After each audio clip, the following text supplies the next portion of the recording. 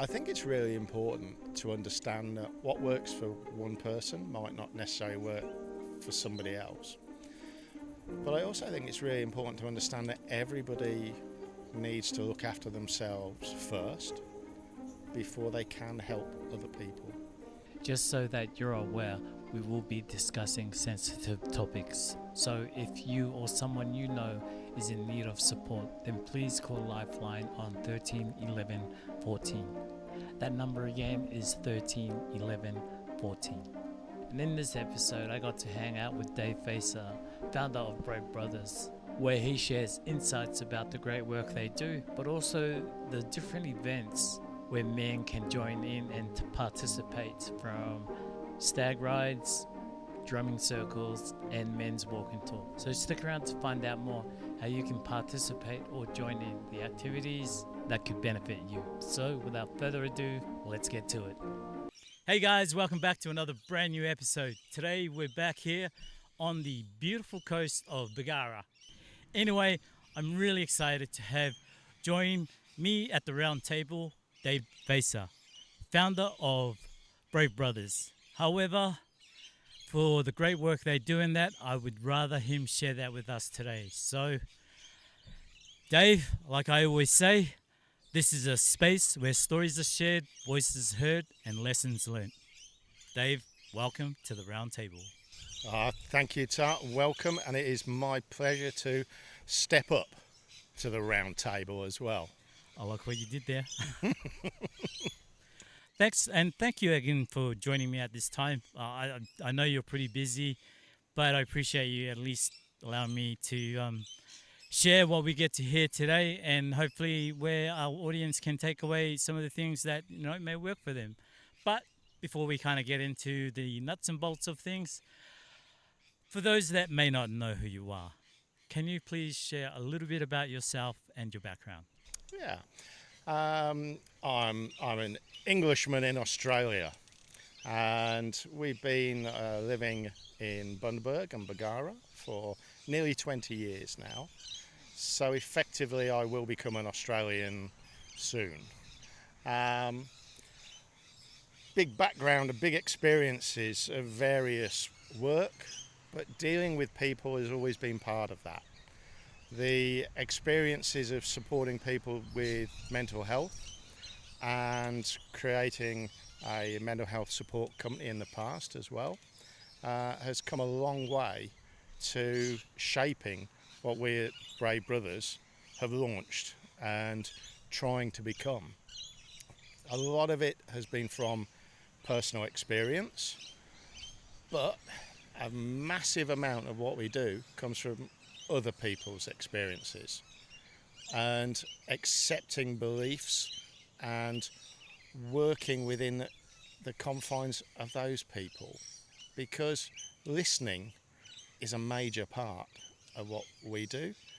And in working with people, which is what I've done all my life, the best outcomes have always come from listening and not talking too much. Although that'll be quite funny because people who know me also know I can talk. So you've got your work cut out today, stopping me talking. Hey, look, I'm absolutely open for you talking today. This is about getting the message out and the great work that you guys do. However, can you take us back to that experience of what you were going through?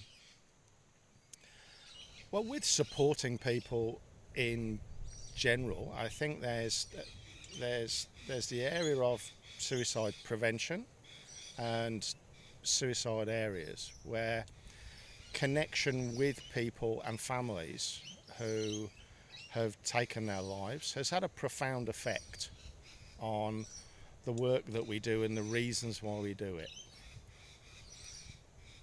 One of the major points is that as part of what I've done in the past is support families and friends after suicide, and we've kind of worked out that there's a lot of connections between what's missing in communities, what's missing in people's lives, and the pressures that people put on themselves. Trying to raise some awareness to help people alleviate that and also try and reach out for other supports is what drives us. The experience of being involved and not knowing what to do is frightening, and it was frightening for me as well. But learning to get through that and learning methods of helping people without it becoming a burden on yourself was a major part of what has developed into Brave Brothers. Because what we try and get out there is you don't have to do much to help people. And whether that's a stranger, whether it's your mate, whether it's a member of your family, you don't actually have to do too much. And we sometimes overthink things. So a lot of my time is often spent talking to people to simplify their processes and take what is a frightening subject, which could be suicide, could be domestic violence, and simplifying it into positive actions. Because without the actions, we don't get change. And so what a lot of the things that Brave Brothers wants to do is get out and make change through actions and not just ticking boxes. Okay, can you kind of walk us through like one or two methods that you used in helping you to overcome those struggles of what you experienced? Yeah, I think it's really important to understand that what works for one person might not necessarily work for somebody else. But I also think it's really important to understand that everybody needs to look after themselves first before they can help other people. It is very much the air stewardess talk that says put your oxygen mask on yourself first before you help somebody else. Now, self-care is that, because if you are struggling with something, you're probably not in the best position to help anybody else. So let's not try too hard to help other people if we're not ready ourselves to help ourselves. So some of those things can be, once again, let's look at the simple things people can do. And so they could be morning routines. Some people love a morning routine that clears their mind, sets their day, and just has a few minutes for themselves. This does not mean they have to go and do yoga on the beach. It does not mean they've got to have lovely smells all over the place. That's lovely. But it could be as simple as just looking into the mirror in the morning and saying something nice to yourself. And I know with my face, that might be terrifying to look into the mirror. But most mornings, if I'm brushing my teeth, and this is a good thing to do, which people smile about, is you start your day with a smile. And a lot of people just don't do that. Now, what's the best opportunity is while you're brushing your teeth, is to actually give yourself a smile in the morning. Now, this sets off all those chemicals, your happy chemicals, smiling. And you can smile while you're brushing your teeth. You might have to think about it first of all, but strangely enough, with young people and kids, we've got the issue of brushing teeth, but also making it fun. And while it's fun, they can make a face, they're happy. Start the day happy. And I think that's one way you can do it. And I like to start the day happy, whether it's listening to a bit of happy music. I brush my teeth and there might be a few faces made in the mirror, but I'll make myself smile. Because if I need to make other people aware and happy, I've got to be happy myself. So that's one way that I do it. And then I close the end of the day with a routine. And my routine is very simple. And as I said, I'm a pommie, and we get associated with tea. So I have a cup of tea by myself, just in the garden, just looking at the trees and listening to the birds, and that lasts the length of the cup of tea. Everybody in my household knows, don't go and disturb Dad at this point. He's having a cup of tea. Sometimes I'll sit with my wife and we'll have a cup of tea together, but we're not talking. We're not talking through the day. That's for around the dinner table or when we've got food, because there's another big one that we work on, is sharing moments over food. But having a few minutes to yourself. And I think one of the messages we try and get across when I talk is kind of going, have a conversation that takes as long as a drink does. Because otherwise, it can go on too long. We can talk too much. And we don't do the listening bit. So I would like to consider people think, if they're having a conversation with their mate, what's the important stuff they need to talk about in the length of time it takes to drink a cup of tea, a glass of squash, a beer. Get it done then. That's huge. Challenge accepted. I'll be thinking carefully about the drinks that I'm drinking. Might have to buy a 1.5 litre. Wow, that is so amazing. And I've learned something new that I would like to implement into my routine as well. Now can we kind of go back to, with these simplistic routines that hopefully will benefit others that, are listening to us today, especially with what you've just shared. It's really opened my eyes and my mind to like the simple things, smiling in the mirror. Wow, like sometimes I feel like I need to put my game face on, and hearing you just say a simple thing like that is smiling is definitely something I think everyone is capable of doing. Yeah. So with some of the methods that helped you out, how did Brave Brothers come to life?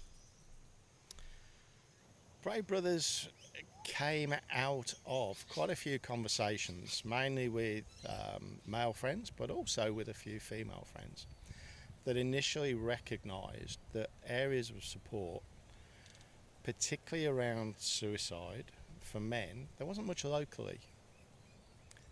And programs that were out there were kind of national, not really in line with getting the message out to men. Part of the industry that I worked in for a long time was that industry: suicide prevention, domestic violence, and youth supports. So contract management, dealing with government departments, and taking all those things in there. But what we realised was sometimes when the funding for a program disappears, so does everything else. What is actually left behind? And locally we can see, if we went back 10 years and said what is actually being provided to our community, I could do you a list as long as your arm about what has been provided. But now you go, what is here now? What do people remember? And now that list is not as long as my arm. So the idea is to make things locally based and genuine locally, and have people locally involved in simple things that raises awareness, that eventually saves lives. So our conversations were end of 2018, 2019, and following on with generally just supporting my friends and a few people in our locality. And then they realised they were getting support without knowing it. We had a methodology of being able to do that. And then it was a case of, hey Dave, why don't we take this idea forward? How can we do this? One of the major areas that we always look at is, how do people do this? From the background, we can do all the work down here, but what stops things remaining. And we had to definitely look at that. And we found the answer, but it didn't put us off.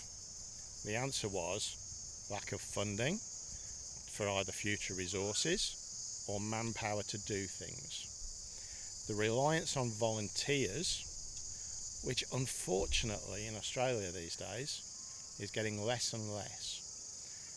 It is very unfortunate that we are now not seeing people prepared to give up their time for others. And I think that's something that we all need to work on. And whether it's, whether you are a Rotarian or a Lion or a part of any other service club, any other group, what time are we actually giving up? Because time is valuable, we know that. And I suppose, and I'm going to throw the cat amongst the pigeons here, and I would suppose that the industry that we're now discussing has got a lot to do with that. The question, and I can see this on your face now, is because over the last 20 years, we've actually had programs and people out there going, look after yourself, spend time on yourself. And as I've just said, yes, get yourself right.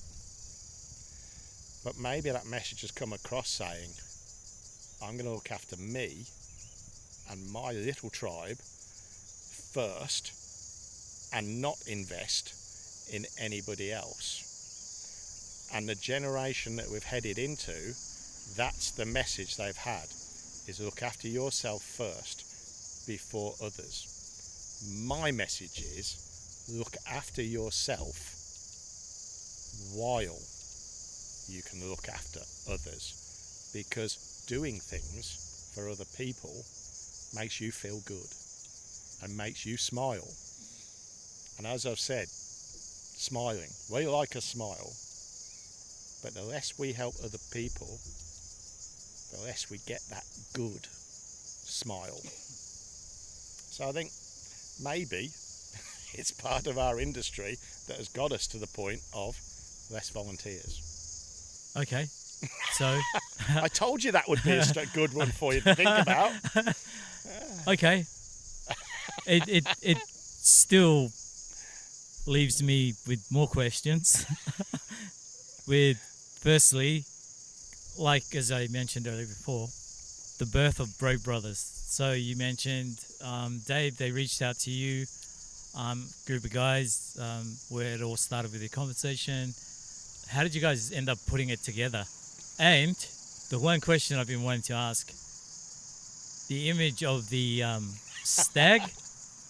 Yeah. I mean, just from my own curiosity, I would imagine Brave Brothers, there'd be like firearms, tattoos. No, that was my kind of image. That kind of image. Yeah. But to see the stag, so I'm curious as to how the stag image came about. It's a lovely question, and it is one that I'll get asked quite a time. And the reality around it is that a lot of, particularly male-focused organisations, tend to bring that idea of exactly what you've just said: firearms, tattoos. We don't like women. We don't like this. We're going to do this. Well, actually, that's not Brave Brothers.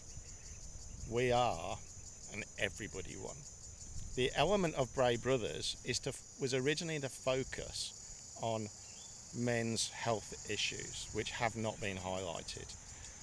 But what's been developed, and this is why I think this is why we're reasonably successful in our community, is that we've got the speed to adapt to need. And if you kind of think the people who are attracted to those sites with the muscles and the guns and everything else like that, that's one area. We have realised, we've done the good research, we've done stuff that goes, actually, how can we reach the people who genuinely need the help?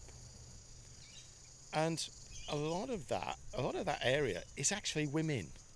So I try and burst the myth that Brave Brothers is about men.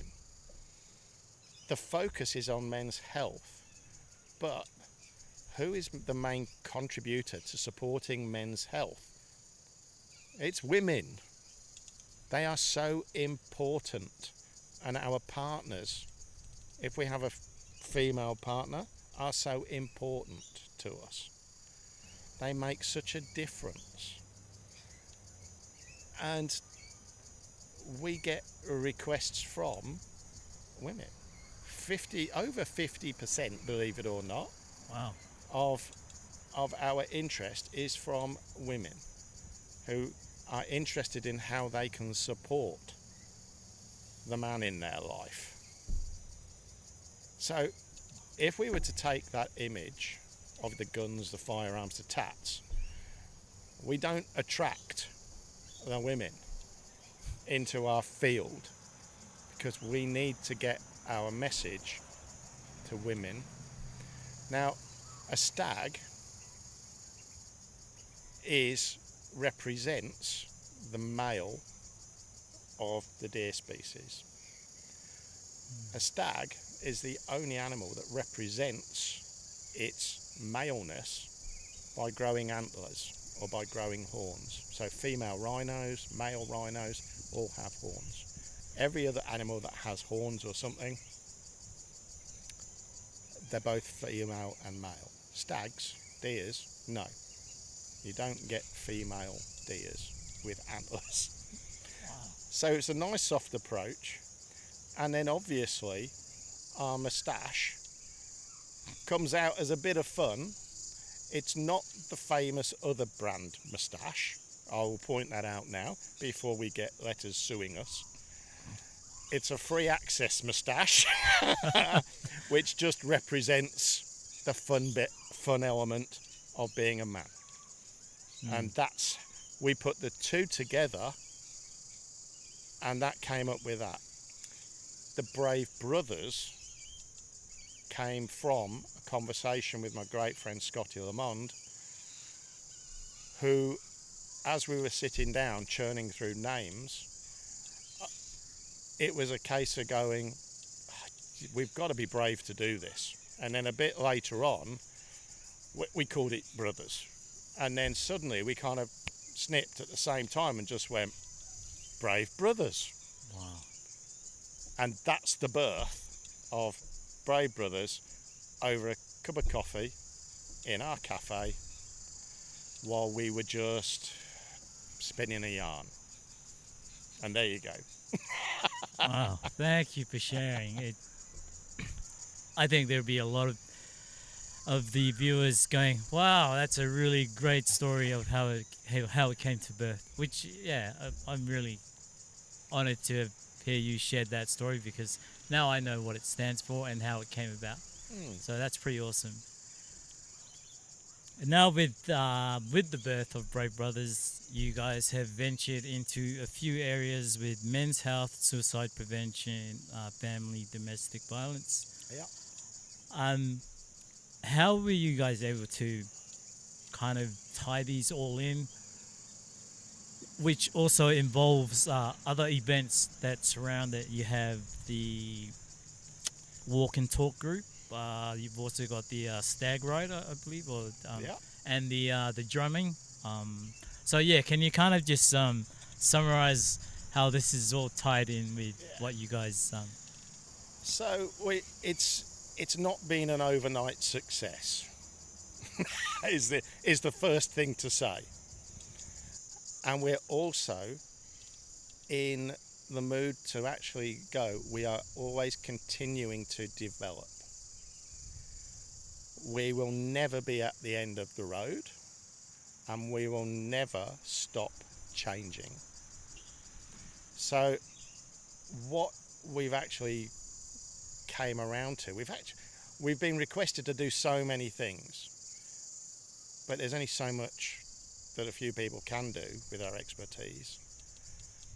So part of that, the research that we have, particularly for men, is that, you know, they don't want to talk about mental health, they don't want to talk about suicide, they don't want to do all these things. if they sit in a room and get trained. And the old-fashioned way of doing things was getting people together, giving them information, and then expecting them to go out and do it. But to any of your viewers and listeners, all they have to do is think about when was the last time they sat in a work conference and didn't look at their phone and play cards or text somebody, because that's the focus of that sort of approach. We know that with men, particularly with men, and it's not just a male thing, by the way, is that actually connection is the important thing. Making a connection, not 100, one will do. We have a transient population, particularly of men who travel around for work, for family, and as we mature, let's say mature, it becomes harder and harder to make mates or connections. So our idea was, let's just form a few simple groups that can help create connections. That's keeping it simple. From that simplicity, though, becomes trust. And from trust, people will share their emotions. There's no expectation for anybody to share anything at any of our groups. If it's a walking group, they're there to walk, maybe get fit, maybe they want to talk to people, maybe they don't. But you know what? It doesn't matter, because they're there making a connection. There's no pressure. There's no judgment. If we can supply that environment in ways that men are happy to connect, we've done our bit. And that's the most important thing. So our walking group is set outside of work hours, end of the afternoon, 5 till 6, 5:30 till 6:30. And it's just a shortish walk. Everybody can do that, whether you have a disability, whatever. It's good little one there. Our drumming circle. Our drumming circle mainly at the moment has mature men involved in that. A bit of time, that's during the day. But I tell you what, it's not about beating a drum. It's about making connections. We'll drum for a bit, and we've got a superb drum instructor as well, who I'm sure I frustrate him when I'm at the drumming sessions, because I don't go to everything personally. But when I'm at the drumming sessions, I'm the least musical person there, and we have to say, you go to a drumming circle to talk or to listen to other people, and if drumming breaks out, that's fine. But Lester, who has been a superb exponent of drumming and supporting men in our community, is a professional drummer. He's a beautiful man, and he likes to drum, and he teaches people brilliantly as well. And they're the djembe African drums that we use. We've always got a few there for somebody if they're walking by, and we sometimes just get blokes come by and young men who'll come in and jump in for 5 minutes and jump out. That's great, but there's a connection. The most amazing one that because I don't ride a motorbike, okay, but I love motorbikes. And our Stags motorcycle group, they meet monthly. They just go on a little local ride monthly on a Sunday. We just had one take place. We get 20, 25 riders, and there's a lot of people there who wouldn't ride because they've got nobody to ride with. So they take that opportunity to come and ride and make those connections. And we'll get riders from proper motorcycle clubs. We're not a proper badged anything. We're just a group of blokes. They've got motorbikes. Come along. Start the morning with a coffee at one of our brave places at Udi's in over north in Bundaberg, and we all shoot off from there. So we start at a brave place. There's a different road, different route, and then we meet up at the end. Could be at a barbie, could be at a hotel, and that's where the connection goes. Very simple once again. And I think what we're trying to develop on top of that is a monthly meeting for men to have a meal together. I think I said right at the start, or whichever section you're going to put this in, is very much about food and learning the concept of when we either grew up or we see conversation over the table. And that is a really important part. It was a very important part for me as a young man growing up, and also a very important part in our family. And even friends, people come round now, and we sit around the table and we eat and we talk, and then we do whatever, but we're around a table. And I think that's a really important concept. Sharing food. Doesn't have to be expensive food. And as a young person growing up, even in the UK, we would have picnics. And a picnic is superb, because my mates, even growing up, mates would bring whatever their lunch box was. I'd bring mine, so we might have jam sandwiches, there'd be peanut butter over there. The posh kid would have a ham sandwich, which had gone off, but I'd always want my cheese sandwich. So that's... But we had great time around sharing what we had. You don't need a lot, but it's sharing. Sharing makes us feel good. And so we want to we're developing we're calling it a long table dinner or a long table meal. And that's what we want to try and get men involved in evenings, or potentially on a day somewhere as well.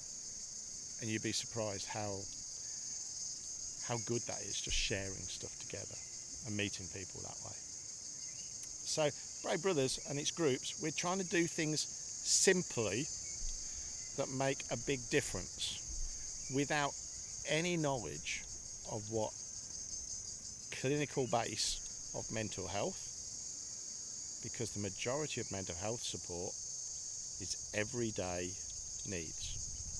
And if we can help make that through a connection, we're improving men's mental health, we're improving relationships between men and women, men and their partners, men and their children. So we cover off on those areas of domestic violence support around looking after the relationships and what they can do with their family. We can look at statistics till you're blue in the face. If you ever come and talk to us, I can talk statistics if people want. I can bore them to death with them if they like. But there's only one figure that we are interested in, and that figure is one. One life. Whether that is lost through domestic violence, whether that is lost through not accessing good health care, in cancer prevention, or one life lost through suicide. One life is yours, the person you know, and that person you know could be your mate, it could be your sister, it could be your brother, mother, father. That is what has the major effect. So we don't have to save the world, we have to save one person. One is you first. Hey guys, thanks again for tuning back in. And if you're finding value in today's show, then please subscribe, like, and share with someone that you know of could possibly learn from what you get to learn from today's show. And so, without further ado, let's get back to it. I've silenced you, Tar. Oh, it's really learnt a lot. This is an absolute masterclass, taking in everything that you've said is looking back, making connections.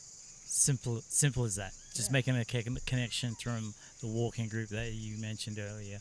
Um, the bike rides, and also with what you guys will be creating soon, the long table. No doubt there'll be a lot of connections there, mate. There'll be a lot of good food, or it doesn't matter. It's just about rocking up to enjoy the moment of socializing and making those connections. And The drumming circle. the drumming circle. Our drumming circle is really important, particularly for potentially more mature people like myself, but anybody can go within that drumming circle as well, and it actually works well for maybe men with disabilities because it's a low impact sitting down area. People can do it within wheelchairs. We're in a nice easy spot to get to, and a lot of people with disabilities are missed out on this subject that we're talking about. But it's a huge sector of people that either don't know how to reach out, or people don't know how to provide this type of connection supports because they focus on that person's disability instead of their need. That's a huge thing. It's great being in a park, I've got to say. It's very natural. It's lovely to hear the birds and the people in the backgrounds. I love it. Absolutely. Oh, I also wanted to put it out there with the long table project that you guys are working on. I'd also like to put it out there for anyone in the neighborhood that would like for their food to be displayed and tested. I'd be more than happy to try it out on the round table. That's it. That's a really good. I should have brought some cake for you, but that's good. And I think a lot of our projects, as I said earlier, we're not funded. So which is why we have to rely on good people to do things. And those people get fewer and fewer. And we're busy doing stuff. And so with that sort of thing, it's people that kind of go, hey, what can I do? And what can your business do? It's like, how can they support some of these things and actually make a difference? Because not everybody can do what we do, but everybody can benefit from what we do. And then to do that, maybe that's getting your hand in your pocket. That's as simple as that. And I think not enough people would put that message out. And if you remember what I said earlier around, think of all the programs that were here. And when the government money drops out, so does everything else.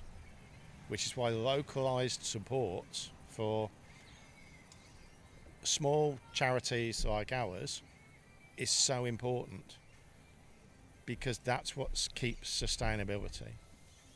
People, funding for resources, that's capacity building, but also it's what maintains people going there. And I think it's really important. A lot of these areas, I'm going to reach over here and kind of say, here's our most valuable handout resource, how to help a mate. And I think that's might only seem a little piece of paper, and in the world of digitization, you'd think that would be all digital. But we look at our market, you could say, and there's a lot of men that don't want to look at digital solutions. And where do they go to for that? But a lot of men and people want something they can put in their wallet.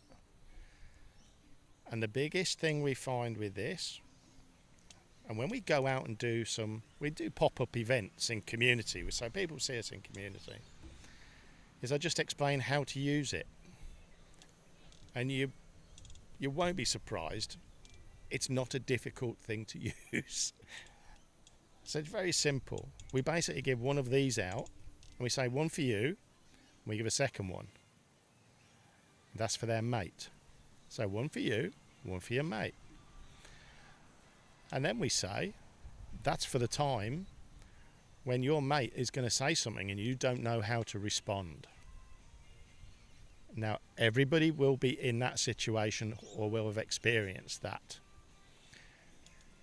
So actually, we just say, don't do it now, unless you want to, but read it once, just once, and then put it somewhere safe, because when your mate says something that you don't know how to respond to, you can quickly either go and find this, because it's in your pocket, it's in your wallet, it's in your glove compartment, and if you need to, you can quickly brush up, because in here we've got how to help others, how to help yourself, not sure what to do, all very simple things. And we've also got the connections to make a very soft handover connection to somebody who may be a little bit more knowledgeable to deal with it along next time. So all that information is there, and you need to read it once, and you just got to know where to keep it. And we've had so much feedback from people that have said, I'm glad you told us, we only had to read it once, because that's what they've done. And then they've remembered where it was when they needed to use it. So resources never get shared and shown how to use them. And I've just shown you how to use that resource, because if you're one, you can give that to your mate.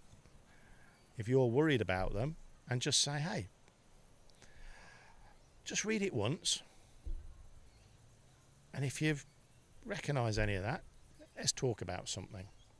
And if that's the least you can do for your mate, it's not a lot, is it? So our brave places that you will see are any place that would have their staff trained around suicide prevention, domestic violence, and cancer awareness. So we deliver a training to staff.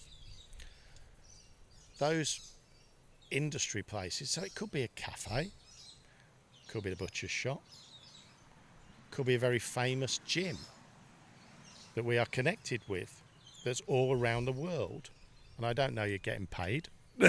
There's no paid things out there, but these local areas have been very supportive in providing brave places, which means that their staff have been trained in recognising these things. Wow, that's pretty They amazing. then have a resource area with some of our resources here and other ones, and they've all been trained just to do a very soft handover if they don't know how to deal with that situation, and they can call us or call one of the helplines. It's really important. So in our area, our very first brave place was Udi's Cafe. Our second one was Ken's Kepnock Butchery. All places which people would not think they could actually find some support, or there's people looking after them. But in a butcher's shop, butchers know their regulars, shopkeepers know their regulars, and they can spot when there's little things wrong.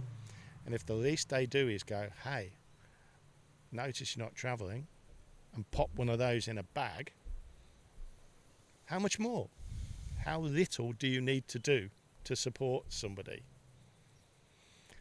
And at the gym, which is World Gym here, who are brilliant supporters of Brave Brothers,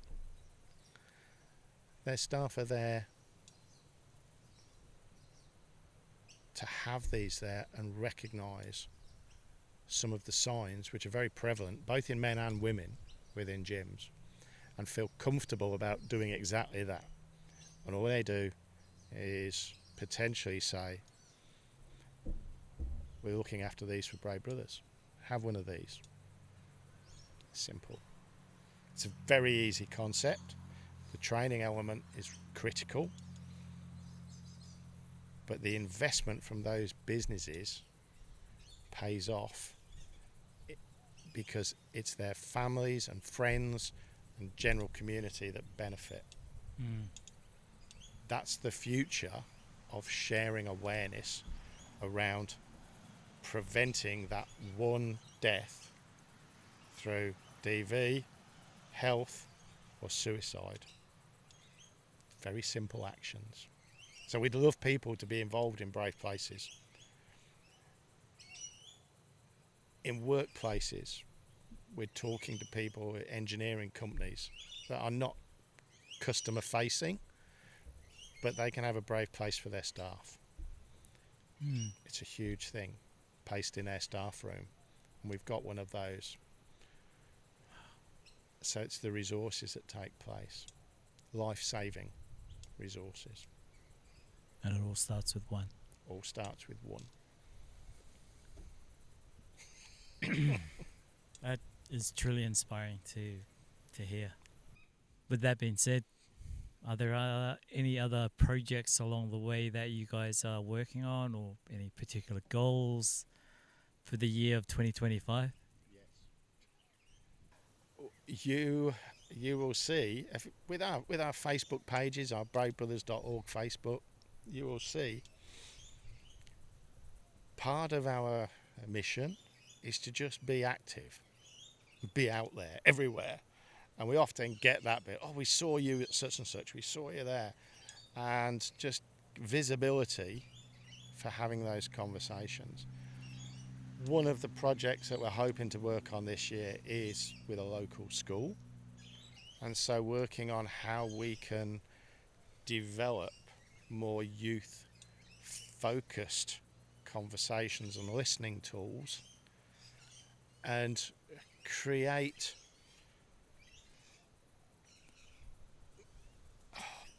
not programs or projects, but create ways that help young people get the message to reach out for help earlier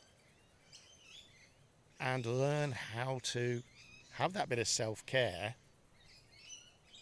first of all, while understanding that our world can be harsh at times. As a very overused word, and I'm going to use it now, I've managed not to use it all of this, resilience. It's a very overused word, and a lot of people don't know what resilience genuinely is. Tell me what you think resilience is, Tar.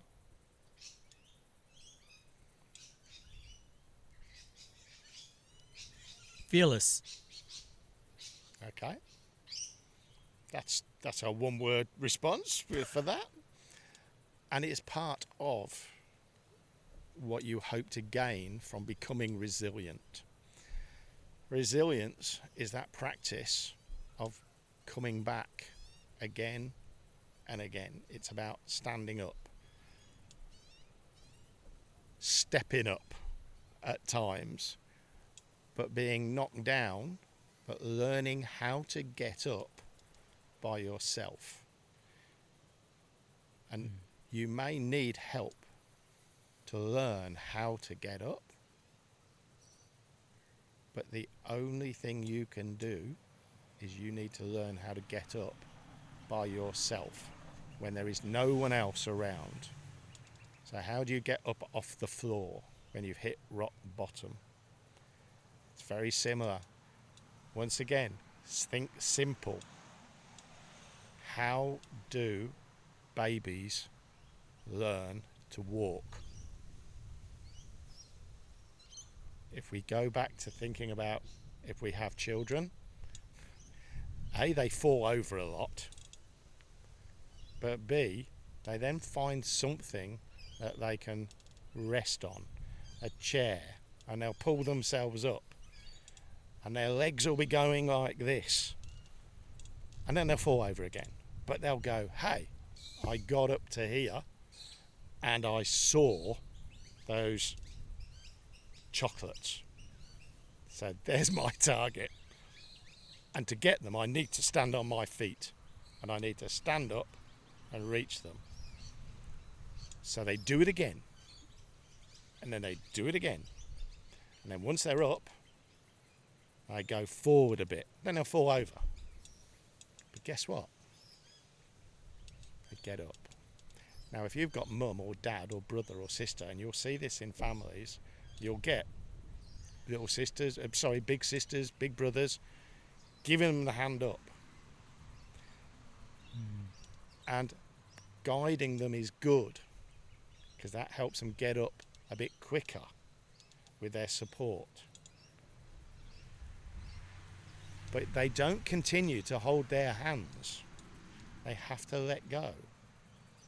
And that's a lot about how you support people, is being able to help people up and learn when to let go. That's what keeps us safe and gives people the skills so as we're not their crutch. We can be for a while, but the longer we stay in being crutches, the less strength is given to that person. It's quite a challenging model, because nobody wants anybody to fall over. But the challenge is to allow people to fall over as well.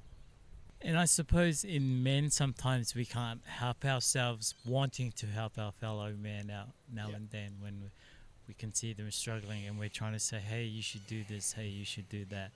But we're not actually really helping him in a way that will benefit them. Yeah, the whole story around showing support is not telling somebody how to do it.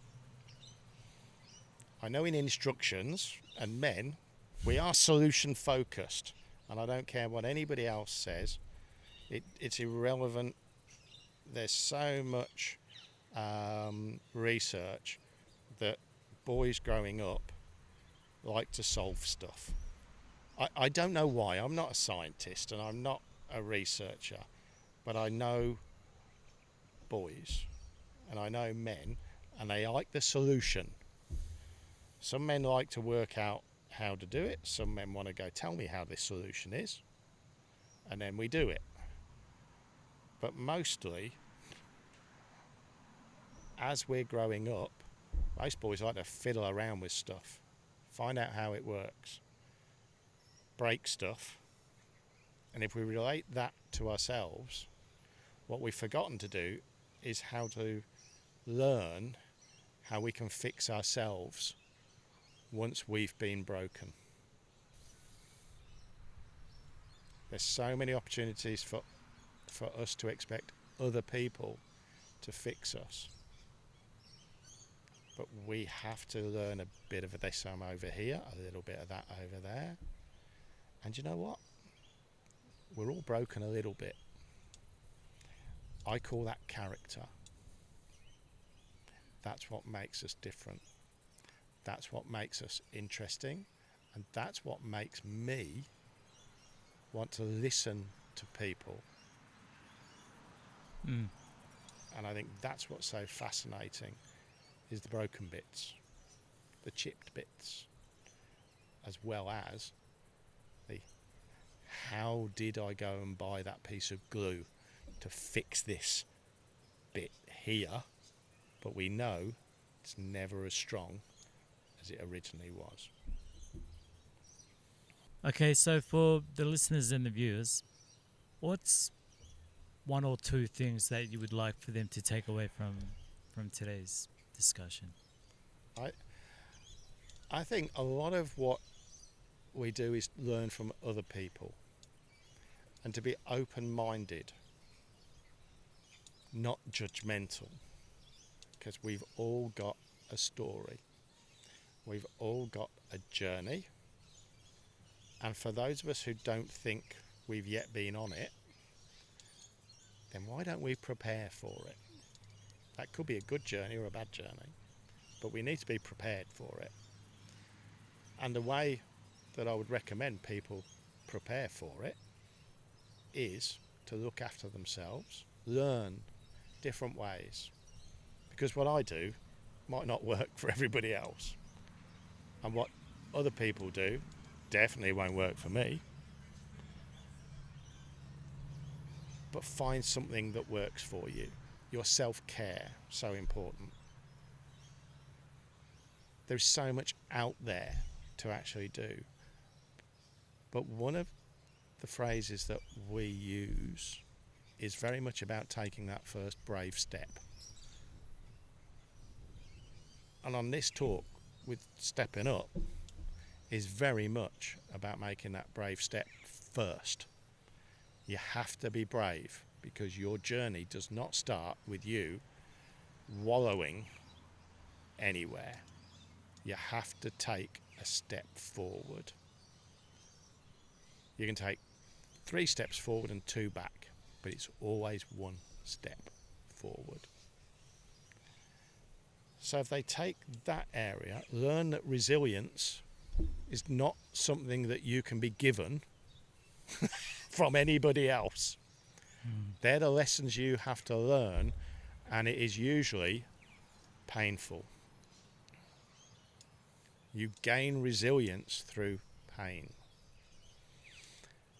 I would also like to say that you don't have to necessarily have your own pain to learn resilience, because let's face it, if you see somebody sticking their hand in a flame and they shoot back and they're screaming, you know their screams of pain, and you will go, oh, I'm not going to do that. So please learn from other people's pain before you have to experience the pain yourself.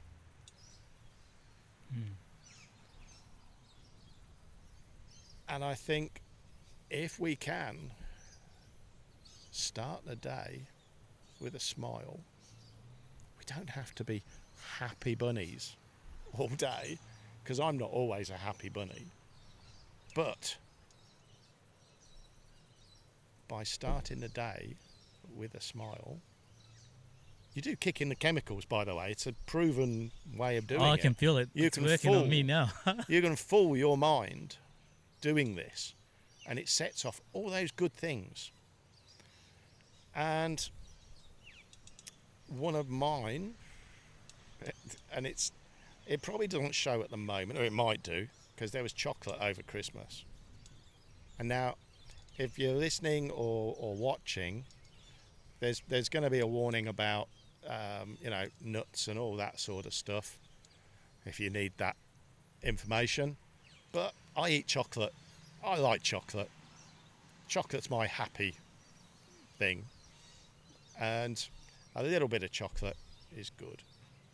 And I don't propose any other particular chocolate. I know there's a good local retailer who is fantastic, but chocolate. Have a piece of chocolate. Treat yourself. Don't be mean to yourself. And just be brave. You've been brave. You've been brave sitting down and talking to me, Tar. And I appreciate that. Thank you very much. So that's been superb. Hey, look, I appreciate you also sharing your wealth of knowledge today. It was so insightful. No doubt the listeners and the viewers will take away from what they've heard today too as being really inspirational. And before we wrap up, how can they get a hold of you guys, and any final thoughts? Yeah. So like I said earlier, the element is people who are willing to give a little bit of their time, a little bit of their cash. Do we all like a little bit of that? If people want to talk to us or support us, they can jump on our website, and that's all the W's, bravebrothers.org, or they can find us on Facebook, which is bravebrothers.org. And from that page, you can find all of our groups as well. So really, jump on, have a look, see what we do, throw us a comment. If you want us to come out and have a bit of fun at an event, we love doing that as well. Smile, be brave, help your community, help us, and help yourself. Love it. Thank you. Cool. Thanks for again joining me at the round table. Superb, mate. Dave, it was a pleasure having you on board. And also, I'll add the details of the links and the descriptions down below. So, once again, thank you again for joining me at the round table. Lovely. But as tradition, we'll also get you to take part in signing your signature on the round table. That is superb. Thank you for that. It's an honour. Yeah, thank you again.